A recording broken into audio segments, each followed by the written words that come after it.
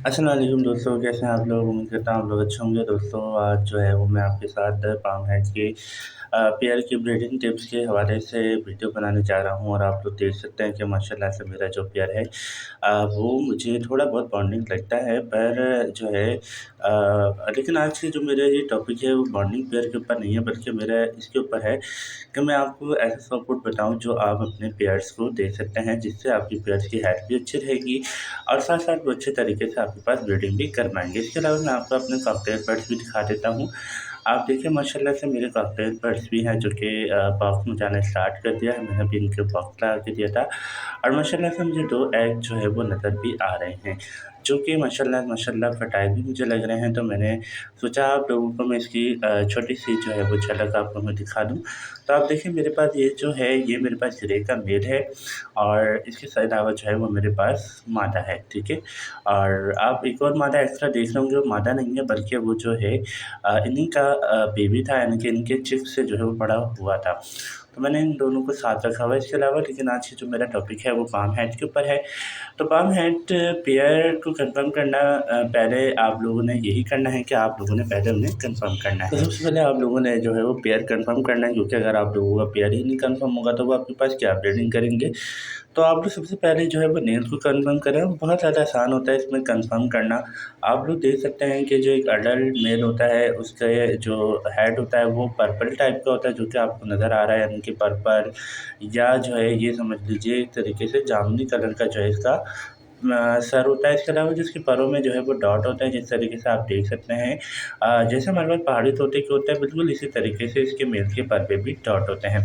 इसके अलावा अगर हम बात करते हैं फीमेल की, तो आप लोग फीमेल को देख सकते हैं, हेड जो है बिल्कुल लाइट जो है ब्लैक कलर का होता है, जो कि आपको स्क्रीन पे नज़र आ रहा है।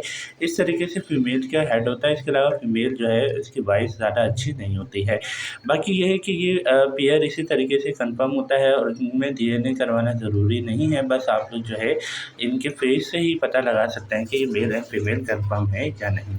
इसके बाद बारी आती है केज साइज़ की, कि आप लोग केज साइज़ कौन-सा यूज़ करें, क्योंकि लोग बहुत ज़्यादा इस पे कन्फ्यूज़ हो जाते हैं कि हम इनमें केज किस तरीके से कंफर्म करें। अगर आप एक पेयर रखना चाहते हैं तो एक पेयर के लिए आप जो है वो 2 बाय 2 का केज भी यूज़ कर सकते हैं। अगर आपके पास और ज़्यादा अच्छी स्पेस है तो आप बड़े से बड़ा केज भी इनके लिए ला सकते हैं। लेकिन एक बार आप ख़्याल रखें कि आप इनको छोटे केज में अगर रखते हैं जिस तरीके से मैंने रखा है, तो इस केज के अंदर भी ये ब्रीडिंग कर सकते हैं, लेकिन इनकी खुराक और इनको जो है मुकम्मल तौर पे प्राइवेसी आपको देनी पड़ेगी। अगर आप लोग इनको मुकम्मल तौर पे प्राइवेसी नहीं देते, आप इनको डिस्टर्ब करते हैं, आप इनकी जो है वो खुराक का ध्यान नहीं रखते और आप इनको जो है ऐसे छोड़ देते हैं बगैर किसी विटामिन्स या कैल्शियम के, आप इनको अपने पास रखते हैं, तो ये आपके पास कभी भी ब्रीड नहीं करेंगे। तो इसलिए आप जब भी केज वगैरह लेकर आएँ, तो आप केज जो है वो कम से कम 3 बाय 3 या 2 बाय 2 का जो है वो आपके पास केज लाज़मी तौर पर होना चाहिए। अब बात करते हैं इनके सॉफ्टवुड की। अब बात कर लेते हैं इनके सॉफ्टवुड की, लेकिन मैं आपको एक बात बताता चलूँ कि हमारे पास जो पाम हेड का पेयर होता है, इनको कोई स्पेसिफ़िक सॉफ्टवुड देने की ज़रूरत नहीं होती है। आप इनको जस्ट घर का ही खुराक दे सकते हैं। जैसे आपके घर में चावल बने हैं जो कि बगैर ऑयल के होने चाहिए, वो आप इनको दे सकते हैं। इसके अलावा दालें वगैरह होती हैं, वो आप अच्छे तरीके से बॉयल करके आप इनको दे सकते हैं।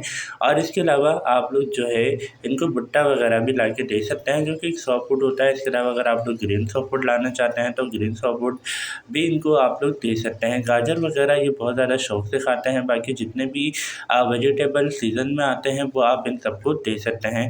आप देंगे, यकीन करें, इनके अंदर की जो भी कमियाँ ख़ामियाँ होंगी वो तमाम की तमाम पूरी हो जाएँगी। फिर उसके बाद ये आपके पास ब्रीडिंग कर सकते हैं, लेकिन एक शर्त ये है कि ये बाउंडिंग पेयर होने चाहिए, यानी कि ये बाउंडिंग हो जाएँ, एक क्रॉसिंग करना स्टार्ट कर दें, तब आप इनको मटकी लगा के दें, तब ये आपके पास अच्छे तरीके से ब्रीडिंग कर पाएँगे। अब बात कर लेते हैं इनके ब्रीडिंग सीज़न की, कि इनके ब्रीडिंग सीज़न कब से स्टार्ट होता है। तो इनका ब्रीडिंग सीज़न फरवरी से जो है वो स्टार्ट होता है और फरवरी से लेकर जून जुलाई तक इनका ब्रीडिंग सीज़न जाता है। तो ये आपके पास जून जुलाई के एंड तक भी ब्रीडिंग कर सकते हैं। बस इनका पेयर आप लोगों ने कन्फर्म करना है और कन्फर्म करने का तरीका यही है कि ये आपस में एक साथ बैठने लगे, एक दूसरे को जो है वो फीड करवाने लगे और एक दूसरे को जो है वो प्यार करने लगे, उसके मतलब उसके बाद ही आप मटके लगाएँ तो ये आपके पास अच्छे तरीके से ब्रीडिंग कर पाएँगे। अभी तो फ़िलहाल मेरे पास ये ब्रीडिंग नहीं कर रहे, लेकिन ये है कि अभी इनका ब्रीडिंग सीज़न स्टार्ट नहीं हुआ है। इनका ब्रीडिंग सीज़न सर्दियों में नहीं होता, बल्कि फरवरी टू मई तक जो है इनका ब्रीडिंग सीज़न जाता है। जून-जुलाई तक भी जा सकता है,